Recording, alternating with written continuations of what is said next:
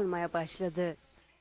Efendim, ani ölümlere yol açabilen horlamanın yeni bir tehlikesi daha ortaya çıktı. Horlayan kişi yeterince oksijen alamıyormuş. Bu da kanser tehlikesini 5 kat arttırıyormuş. Horlama uyku apnesi de düşük oksijenizasyonla kanser ortamını hazırlamaktadır. İşte bu kadar önemli. Sadece horlayanı değil, horlayanın yanında olanın da rahatsız olduğu bu durumun aslında kanseri tetiklediği ortaya çıktı. Kansere normal hastalara göre 5 kat daha fazla sebep vermiş oluyor. Uzmanlara göre horlama uyku apnesini tetikliyor. Bu da horlayan kişinin bir süre nefessiz kalmasına sebep oluyor. İşte asıl risk o zaman başlıyor.